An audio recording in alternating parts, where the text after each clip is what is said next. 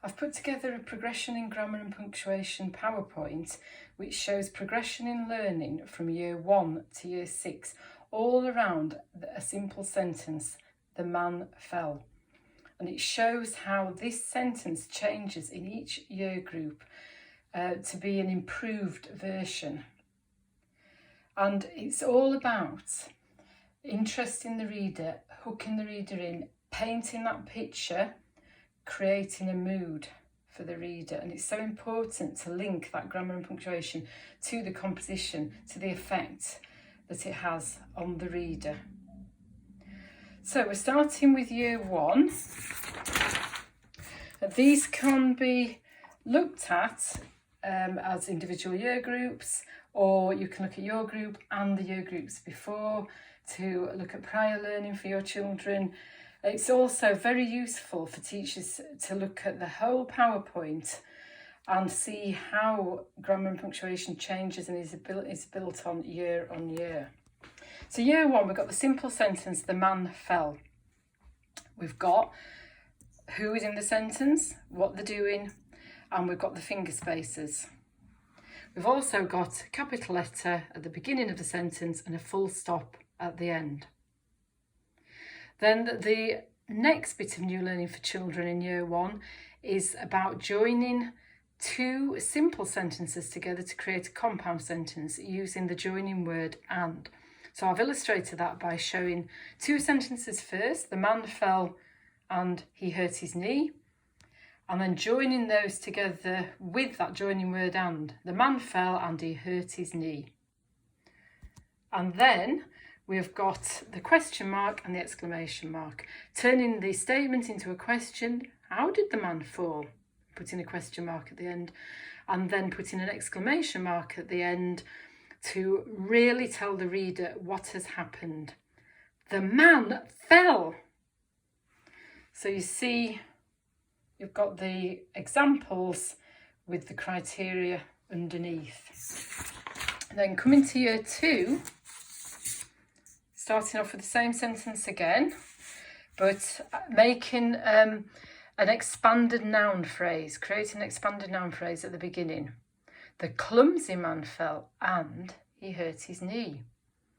What's important to note here is that sometimes you ask children to add an adjective to give a little bit more detail for the reader, and they will just insert any adjective. So they might think straight away, the tall man fell, the handsome man fell.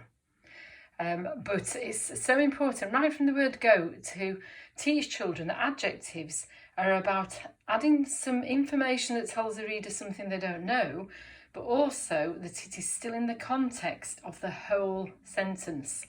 So adding the clumsy man fell and he hurt his knee explains a little bit more to the reader why the man fell.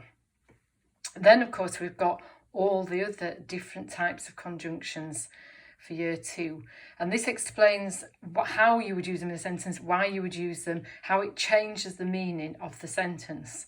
So we've got the man fell but he didn't hurt himself, the man fell but he didn't hurt his arm or his leg, the man fell because the ladder wasn't safe, the man fell when he slipped on the ladder, the man fell off the ladder that he hadn't put safely against the wall, the man will fall off the ladder if it isn't safe. So showing how each of those conjunctions can be used to add detail and clarify information for the reader as to why that man fell off his ladder. And we've also got an example of an apostrophe contraction there. You can see I've colour coded it as well for clarity.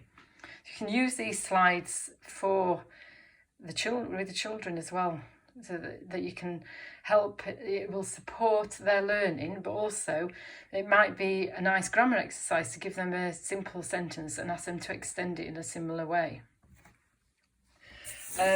Still staying with year 2, we've got the question mark and exclamation mark from year 1, which is also in the year 2 curriculum. And then we've got commas to separate items in a list.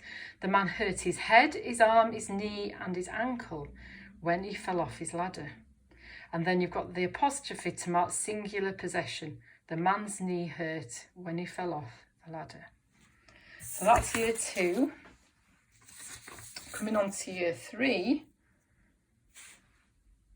you've got the widening of the use of conjunctions. The clumsy man hurt his head, his arm, his knee and his ankle after he fell off his ladder.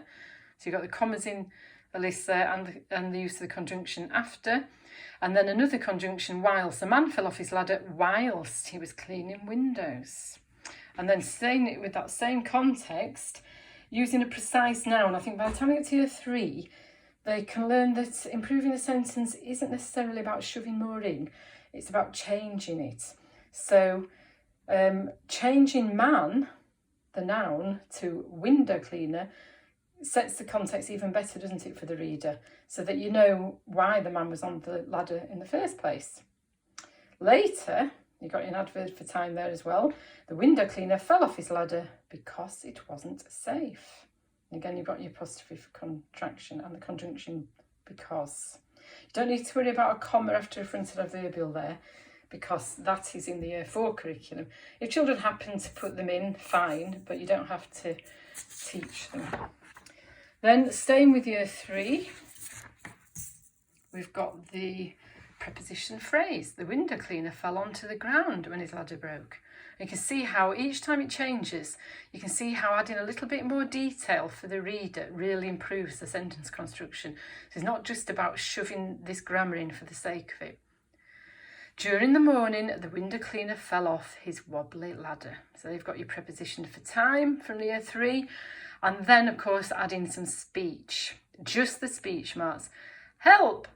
Shouted the frightened window cleaner as he fell off his ladder. So there we've got an adjective to describe the window cleaner as opposed to an adjective to describe the ladder. And again, that's a learning point as well.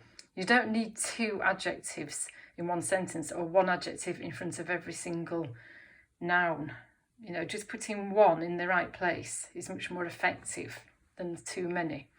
Then you've got the conjunction as. Help! Shouted the frightened window cleaner as he fell off his ladder. Then you come on to year 4. And we've got here commas in a list, the conjunction after, expanded noun phrase from year 2 and 3. Then you've got a synonym for window cleaner. Rather than repeating window cleaner, we've thought of a synonym for that, which I'll come to in a minute. An adverb and then the conjunction and from year 1. So you can see how everything's coming together here. The window cleaner hurt his head, his arm and his ankle after he fell off his broken ladder. The injured man slowly got to his feet and went to look for help. So you can see how writing the injured man instead of the window cleaner and then the window cleaner again makes the writing much more effective. Still staying with year 4, we've got an adverb for time, which is also fronted adverbial. Suddenly, the window cleaner fell to the ground, preposition phrase, conjunction when his ladder broke. Again, you've got your synonym.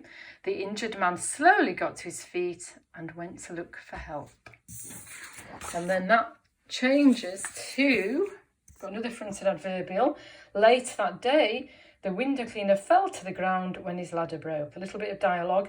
Help me, he shouted, as he lay injured on the floor. So you've got another preposition for place, a conjunction as there. Then we've got that tricky apostrophe to mark plural possession in year 4. We started off with the apostrophe to mark singular possession. To recap that, the window cleaner's legs hurt after he'd fallen off his ladder. And then we've got the neighbour's shouts. So we've got the apostrophe for plural possession because there's more than one neighbour. The neighbour's shouts could be heard as they raced to help the window cleaner with the broken leg. Then a bit of dialogue. Don't worry, one of them reassured him. That's year 4. And then coming to year 5, commas for parentheses and a relative clause beginning with a relative pronoun. The window cleaner, who was working on a wobbly ladder, fell to the ground when he fell off it. Help me, he shouted as he lay injured on the floor. See how that's much improved? And it's that relative clause isn't just shoved in there because that's what they learn in year 5. It's actually saying why the window cleaner fell off his ladder, because it was wobbly. Often in year 5, when the children first start learning about relative clauses, you might get something like the window cleaner, who was wearing a red hat, fell to the ground when he fell off the ladder, you'd have to say there. You know, how does the fact that the window cleaner's wearing a red hat add to that context? In fact, it totally detracts from it, doesn't it? And it's a little bit disjointed. So it's so important to teach children that, you know, the relative clauses are there for a reason. And they're there to add a little bit more to the context. And everything else we've had before. We've got the pronoun to avoid repetition of a noun from year 4. So he shouted as he lay injured on the floor, rather than as the window cleaner lay injured on the floor. Then we've got the relative clause with an omitted relative pronoun, which is sometimes forgotten about in the year 5 curriculum. So instead of the window cleaner who was working on a wobbly ladder, how much more effective does that sound as the window cleaner working on a wobbly ladder fell to the ground when he fell off it? So much better, isn't it? So much nicer. And also it avoids having a lot of who was, which was. You know, so that is much more effective. Then we have the dashes to indicate parenthesis.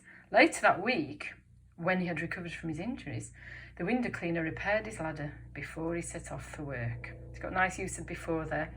Plus a rejigging of the sentence construction. So rather than saying, later that week, when the window cleaner had recovered from his injuries, he repaired his ladder. It sounds quite effective, doesn't it, saying he first and then bringing in the window cleaner. That's something clever that year 5 children can work on.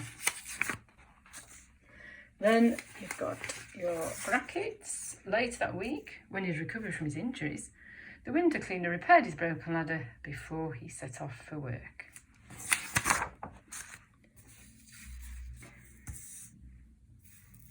Then we come to year 6 and the use of the semicolon.